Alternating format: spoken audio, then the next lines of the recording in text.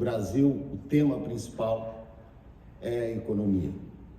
As eleições no país vão se discutir, debater e se aprofundar esse tema tão importante que é a economia brasileira. Será o grande tema das eleições. E nós somos responsáveis pela construção do PIB brasileiro, responsáveis pela maior geração de empregos da economia brasileira. Não podemos nos furtar de debater e de nos unir para deixar muito claro quais são as nossas ideias para um país próspero, para um país que possa gerar riqueza para todos os brasileiros. Então, convido a todos. Formação, liderança, claro que o tema da Covid foi colocado, o metaverso, acho que foi a maior buzzword que a gente ouviu falar aqui, a gente vai traduzir o tema do metaverso, mas falou muito em equidade, inclusão, diversidade, se falou muito, obviamente, de clientes, se falou de crescimento, de engajamento, de comunidade, de tecnologia, supply chain, um tema absolutamente relevante. Então, a partir... O segundo insight é a revolução que tem acontecido no supply chain. E eu acho que isso impacta não só o varejo, a indústria que está aqui conosco presente, né? E toda a cadeia de valor por trás do varejo mundial. Terceiro insight são as novas tecnologias, certo? Eu acho que elas estão cada vez mais como ingredientes de sustentação para uma atividade de varejo. Eu tenho dito há algum tempo que o varejo um dia já foi uma atividade que tecnologia era algo tático, né? Hoje tecnologia passa a ser cada vez mais algo estratégico, uma visão na perspectiva aqui de prazo, na nossa perspectiva de ângulo, um lado crítico, um lado importante do metaverso para você. E aonde que a loja do varejo entra nessa história toda no varejo de 2022? O sexto insight é como é que os ecossistemas de negócio, que inclusive foi o tema do painel liderado pelo Alberto, com a presença do Stélio e do Alibaba, né? Como é que os ecossistemas de negócio hoje desafiam as atividades de varejo, relevante em quase todos os conteúdos da NRF, é o tema da diversidade, equidade e inclusão junto com o ESG. Isso foi muito discutido aqui, a informação que a gente tem hoje para fazer. Então, na nossa visão, esses 8 insights traduzem a agenda da NRF 22, como eu coloquei, eu vou abordar. Acho que a única certeza que a gente tem desde 2020, março de 2020, a gente já vinha um pouquinho nessa batida, é que o terreno em que a gente está jogando esse jogo de consumo, de varejo, tem mudado, está em transformação e é um terreno de muita incerteza. Então, acho que tem 3 palavrinhas aqui chave que definem um pouco, né, o contexto em que esse novo ambiente de negócio de varejo se define. Então, se há uma característica, uma competência que as companhias de varejo precisam construir, é saber navegar aqui. O que isso quer dizer na prática, por exemplo? Começa a perder um pouco de sentido, né? Então, olhar para horizontes de 5 anos, claro que eu tenho que olhar para o longo prazo, mas tem que olhar de uma maneira diferente. Não posso definir muito o que eu vou ser daqui a 5 anos, né? Com o nível de incerteza, de mudança e de transformação que a gente está vivendo, a agilidade, a capacidade de adaptação, ela precisa ser 1 ano na década de 50 para 22 anos agora. Então, olha o tamanho da disrupção, né, e da transformação que a gente está vivendo na economia. E quando a gente pega a agenda das empresas incumbentes, que tentam lidar com as insurgentes, né, isso não necessariamente tem dado certo na maior parte das vezes. Então, só 22% das iniciativas, das tentativas das chamadas incumbentes, que são as empresas tradicionais, que tentam fazer suas agendas de transformação, estão conseguindo algum tipo de êxito. É algo fundamental, né? Não adianta só andar rápido, tem que andar rápido sabendo se adaptar a cada uma das oportunidades e agendas que aparecem. Tivemos entrevistados, uma pesquisa com 2.000 americanos em vários estados, e assim, não vou voltar a trabalhar 5 dias por semana no escritório. 50% do tempo vou trabalhar em casa. Então isso dá uma ideia, por exemplo, né, tem muita gente de farmácia aqui, pegando o exemplo do Sérgio, o supermercado, e muita gente nos ouvindo no Brasil. Todo o nosso driver de localização de loja levava em consideração concentrações né, urbanas, concentrações de onde as pessoas trabalham, onde as pessoas moram. Então, há uma mudança importante do mapa, né, de concentração demográfica no Brasil. Demográfico, urbano, né, acontecendo no mundo. Inflação ao ano, para vocês terem uma ideia, é um índice de inflação que o americano não via desde 1982, 8% de inflação nos Estados Unidos, 10% que a gente hoje tem no Brasil, né, comparativamente falando.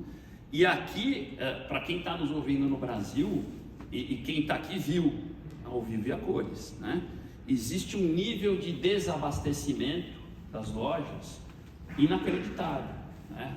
O índice de ruptura de produtos aqui em supermercados, em farmácias, em todo tipo de varejo, muito grande. Não há nenhuma perspectiva de normalização, tá?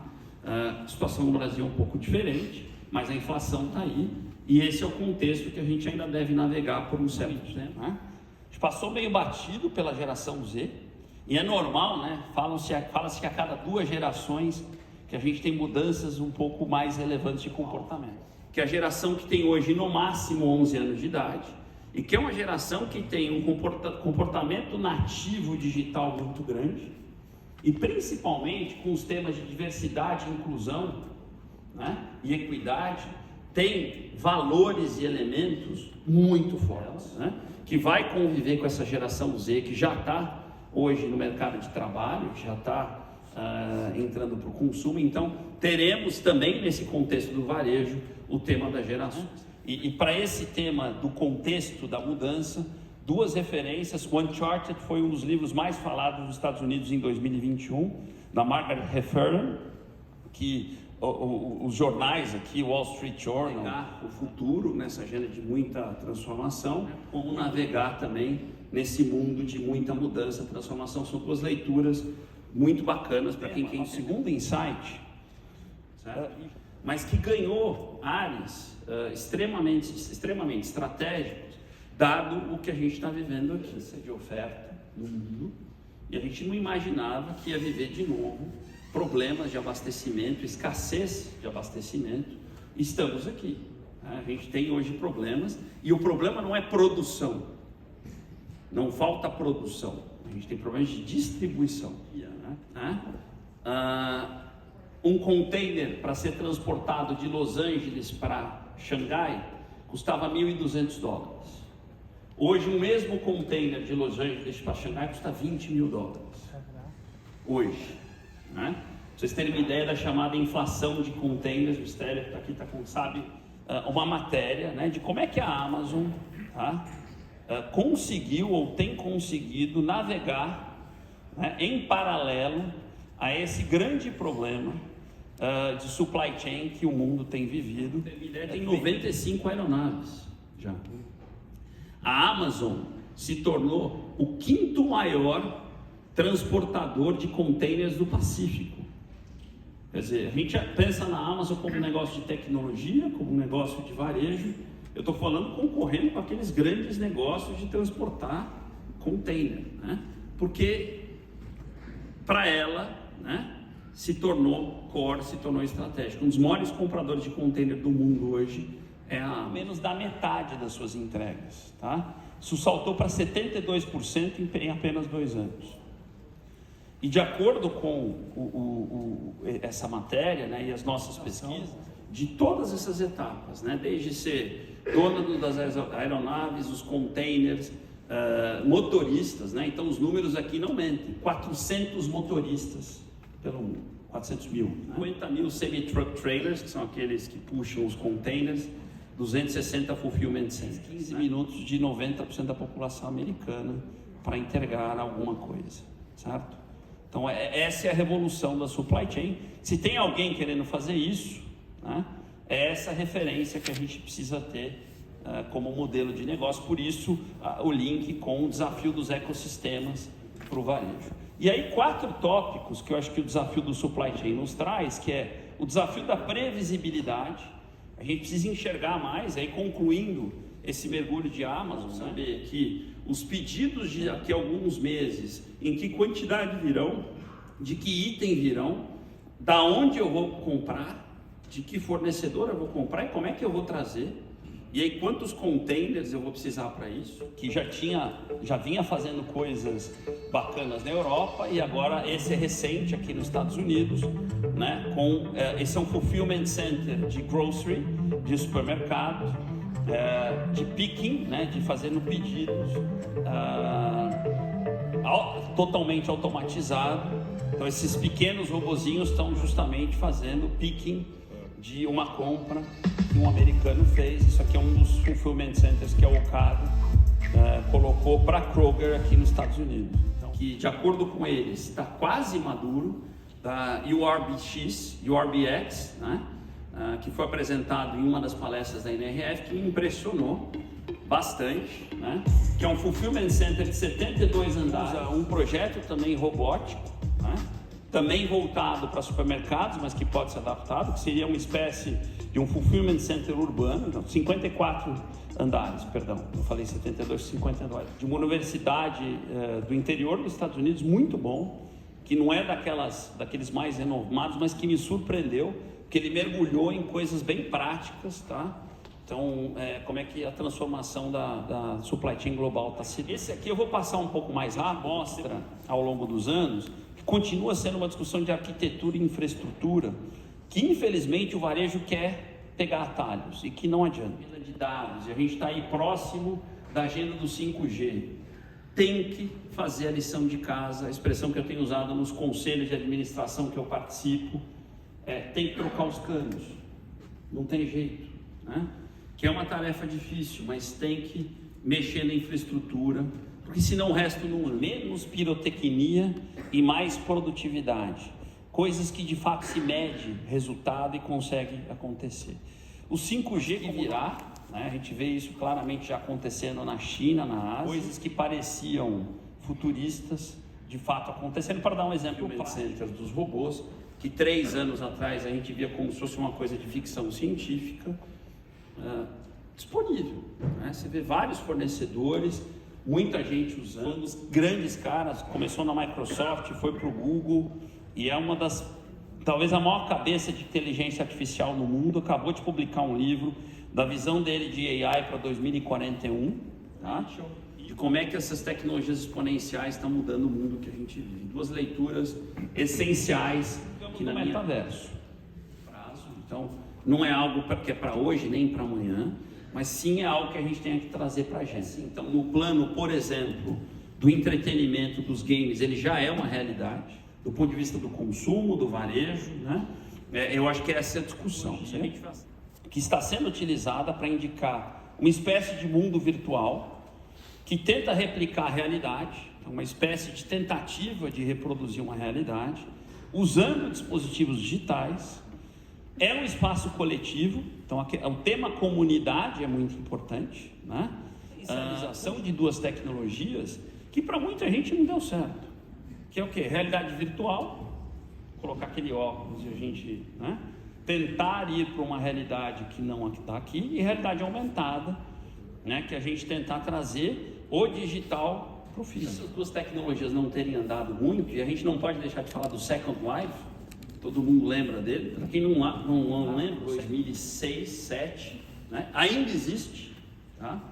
Deve ter de novo um segundo boom agora, né? Com tudo isso que está acontecendo, né? Mas não tinha maturidade suficiente digital do indivíduo. E terceiro, a gente não tinha o contexto social que existe hoje, das pessoas talvez quererem comunidades digitais, né? Não tinha pandemia ainda. Então, talvez o contexto todo de maturidade do metaverso hoje é diferente do que existia no momento do século virtual. E eu já vi algumas coisas em 5G com baixa latência, de fato o negócio começa a ficar brincadeira de gente grande. 2024, se a gente compara isso com a perspectiva do PIB global para esse ano, 0,8, tá? O PIB hoje mais ou menos é 100 trilhões de dólares, tá? Teremos que projetá-lo para 24, mas arredondando é 0,8, tá? Do que seria a economia real versus a economia do metaverso, mercadológico, financeiro, do que vai ser o metaverso. A gente tem que entender o glossário do metaverso, né? Que vai desde os Point of Attendances, que essa é uma tendência importante, que é o POIP, guardem essa expressão, isso para o varejo é importante, que é um token não fungível, certo? Que vai se usar para registrar a presença. Então, por exemplo, um Rock in Rio no metaverso. O que vai garantir que você esteve lá e você vai colecionar que você esteve lá é um POIP, certo? Isso é um colecionável, isso é um NFT. Muita coisa tem surgido. Vou começar aqui pelo lado direito. Muita infraestrutura, muitas empresas, as Big Techs que estão aqui conosco, algumas nossas patrocinadoras, têm muito da sua agenda de infraestrutura potencializada aqui, né? Porque haja dados, haja banda, né? Para que o metaverso fique de pé, certo? Tem uma agenda muito forte de segurança. Eu não consigo enxergar. Estava conversando com os nossos amigos da Wilix, né? Sem segurança no metaverso, esquece. Você imagina uma comunidade do metaverso com os primeiros indícios de fraude, ela desmorona. Porque ela precisa funcionar como uma economia, com dinheiro, com pagamento, enfim. Tem uma agenda de pagamento e tem a agenda das aplicações, que é onde está o Face, por exemplo, onde está o Microsoft. A gente entender isso aqui é a grande aterrissagem que eu quero fazer para vocês. Só que se a experiência dele de e-commerce melhorar, né, a experiência melhor que o e-commerce hoje tradicional, seria fantástico. Que vai emular, né, uma compra melhor do que o e-commerce tradicional faria. Isso seria uma primeira evolução. 2 cases aqui, esse alguns de vocês já viram, que é exatamente isso. É uma tentativa de fazer uma experiência de compra online, tá? Aqui é um consumidor com óculos, tá?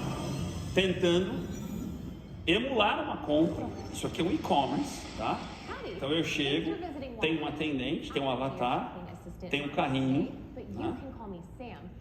E a gente aqui está tentando fazer a compra muito parecida como se eu estivesse numa loja. Tem muita inteligência, tem muita personalização, né? 0 atrito, 4/7, certo? Prateleira infinita, todos os atributos que a gente possa imaginar. Olha lá, tá vendo? Ó, já estamos nos vinhos, né? Ó, a mãozinha. Quer dizer, a tentativa de novo, pela definição, de fazer algo muito próximo do que seria a experiência de uma loja. A pergunta é, porque isso vai funcionar, certo? Há uma espécie de gamificação, né? Então essa é a tentativa, né, do Walmart de fazer a leitura do metaverso no ângulo de B2C. É fazer o consumidor ter uma experiência, né, de e-commerce melhorada daquilo que seria o e-commerce de hoje, né? Com a ideia do Walmart, uma super flagship, né? Você pode fazer ela do tamanho que você quiser, a vantagem é que você só precisa fazer uma no mundo todo, né? Enfim, lembrando o seguinte, no fundo do checkout, o cara tem um CEP, você precisa entender onde você vai entregar, o que você vai fazer, e por aí vai, né? Então o checkout tem que estar localizado. E essa agenda está muito mais adiantada, que não é o metaverso B2C, é o metaverso como uma nova economia de produtos digitais, certo? Que aí não é o tênis para você usar, é o tênis do seu avatar, é a roupa do seu avatar, que é onde o mundo dos games hoje está rodando muito forte. Seja em token, seja em cripto, seja em dólares, né? De pessoas gastando, que é o mesmo dinheiro que elas gastariam em loja, mas gastando, ao invés de ela comprar um tênis para ela está comprando um tênis para o avatar dela. Ao invés de ela comprar uma roupa para ela está comprando uma roupa para o avatar dela. Os tokens, né? São os tokens não fungíveis, por exemplo, uma obra de arte, né? Por exemplo, um certificado que você esteve no Harvard Club com a BTR Varese. Olhem a exponencialização do volume de NFTs no mundo, vezes em 4 anos. É assustador. Do mercado total do que seria, por exemplo, obra de arte, já é bastante relevante. Então isso mostra um pouquinho o tamanho desses produtos digitais, então a gente não pode subestimar isso. E aqui um exemplo de varejo, né? Fortnite. Fortnite é um dos grandes games, né, dos jovens, que eu estou dentro da comunidade do Fortnite, e aí eu, com o dinheiro do Fortnite, a moeda do Fortnite, posso comprar lá. É isso aqui, para a gente fechar. Olha lá. Está sem o som. O de metaverso é diferente, né? Aqui não é para você comprar e receber comida em casa. Aqui é para você comprar a banana para comer no Fortnite, o seu avatar, entendeu? A banana não é para você. Então, a gente está olhando o metaverso para quem? Para a gente ou para o alvo? Metaverso de legislação e regulação. Um dos maiores problemas do Second Life foi isso. Isso aqui conecta de novo muito forte com o que o Alberto vai falar. E essa é uma discussão fundamental, né? O que as pessoas podem fazer no metaverso? O que elas não podem? A regulação e da legislação, tá? 2 livros para fechar no metaverso e o outro que mergulha um pouco no tema do metaverso. Com isso eu falo. Gostou, Quiroga? Sensacional, fantástico.